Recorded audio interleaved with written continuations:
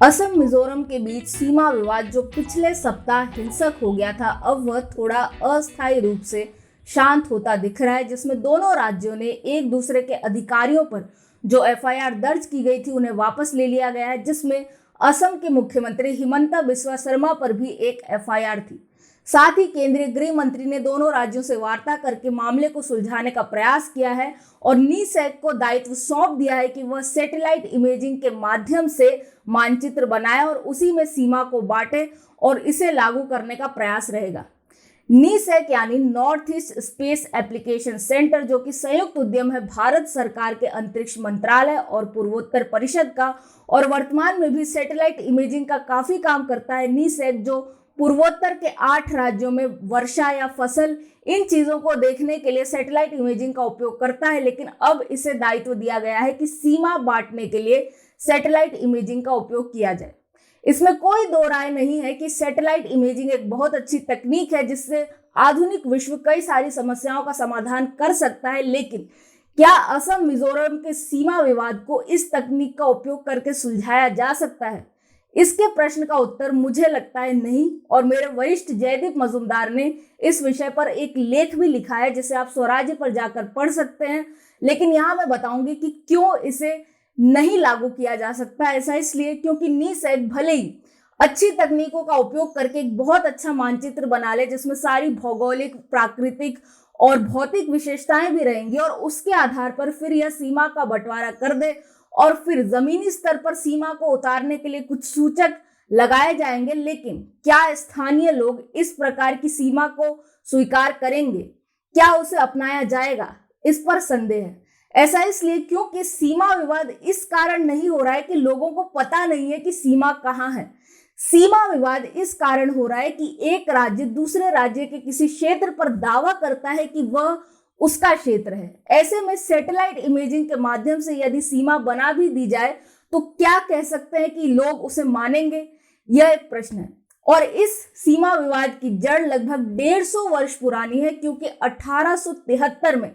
British सरकार एक अधिनियम लेकर आई थी जिसमें रेस्ट्रिक्टेड एरिया यानी प्रतिबंधित क्षेत्रों में लोगों को जाना मना था जो गैर आदिवासी हो, और उन्हें जाने के लिए आईएलपी यानी इनर लाइन परमिट लगता था। 1875 में इसे अधिसूचित कर दिया गया था और इस रेस्ट्रिक्टेड एरिया में उस जंगल को भी रखा गया था, सिंगला फॉरेस्ट रिजर्व, जिसको लेकर अभी यह विवाद मिजोरम और असम के बीच है। ऐसे में मिजोरम को लगता है कि जब इसे रेस्ट्रिक्टेड एरिया की सूची में डाला गया था तो यह एक जनजातीय क्षेत्र है और मिजोरम के पास आना चाहिए। वहीं दूसरी ओर 1933 में जब सर्वे ऑफ इंडिया ने मानचित्र बनाया तो इस जंगल को लुशाई हिल्स का भाग नहीं बल्कि असम का भाग दिखाया, जिसके आधार पर आज असम दावा करता है कि उसके क्षेत्र में यह जंगल है और उसी में रहना चाहिए। ऐसे में अपने अपने दृष्टिकोण से देखा जाए तो दोनों दावे गलत नहीं है, क्योंकि आदिवासियों और जनजातियों के लिए जो भी भूमि होती है वो एक सामुदायिक भूमि होती है, भले ही उसका उपयोग कोई व्यक्ति या परिवार करता हो,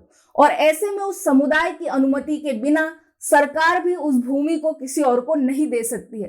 क्योंकि हम प्रायः देखते हैं कि आदिवासी और जनजातीय लोग अपनी भूमि को उस दृष्टि से देखते हैं कि उनके पूर्वज इस भूमि पर क्या करते थे। यदि आप किसी आदिवासी क्षेत्र में जाएंगे तो हो सकता है आपको ऐसा बताया जाए कि हमारे पूर्वज वहां पर शिकार करते थे, वहां तक वे खेती करते थे, इस क्षेत्र में वे अपने गाय भैंसों को चराते थे, और इस तरह से समुदाय की दृष्टि में वह भूमि उनकी हो जाती है। और इसी के आधार पर मिजोरम यह कह रहा है कि यह फॉरेस्ट रिजर्व उसका है, क्योंकि मिजो पूर्वज इस फॉरेस्ट रिजर्व में भी खेती करते थे, ऐसा माना जाता है। वहीं असम यह कह रहा है वह इस जनजातीय दृष्टि से नहीं देख रहा है बल्कि सारी चीजों को वैधानिक दृष्टि से देख रहा है, और उसका यह कहना है कि ये जो सारी सीमाएं बटी हैं वह जब ये राज्य असम से अलग हुए थे तभी बट चुकी हैं, और इसलिए ये संवैधानिक सीमाएं हैं और उनका आदर करना चाहिए, उनका सम्मान करना चाहिए और उन्हीं का पालन होना चाहिए, यह असम का कहना है।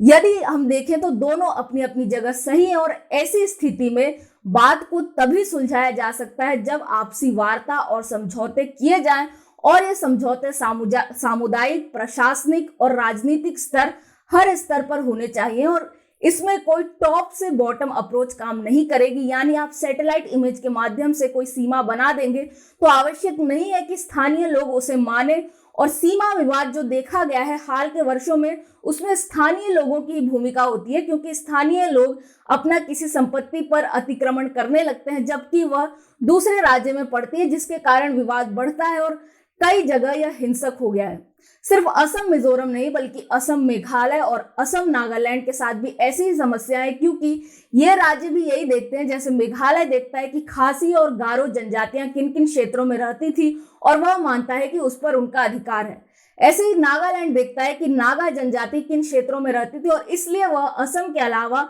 अन्य राज्यों और म्यांमार पर भी अपना अधिकार घोषित करता है। इसलिए जो सामुदायिक दृष्टि होती है उसे समझना आवश्यक है और इसलिए समुदायों के माध्यम से ही इस प्रकार के समझौते पर पहुंचा जा सकता है। इस समझौते में भारत सरकार सिर्फ एक मध्यस्थता करे, उसे कोई नियम या किसी को कोई फरमान सुनाने की आवश्यकता नहीं है, लेकिन यह जो बातचीत की प्रक्रिया है यह सफलतापूर्ण हो और इसके कोई परिणाम निकले, इसके लिए केंद्र सरकार कुछ प्रोत्साहन दे सकती है, जैसे वित्तीय या विकास पैकेज के रूप में, और यह कहे कि जो राज्य जितनी जल्दी सीमा विवाद सुलझा ले और एक निष्कर्ष पर पहुंच जाए तो उसे इस प्रकार के पैकेज दिए जाएंगे। ये एक प्रोत्साहन का काम करेंगे और सामुदायिक स्तर पर इस वार्ता को शुरू किया जाना चाहिए, जिसमें आधारभूत जो मुद्दे हों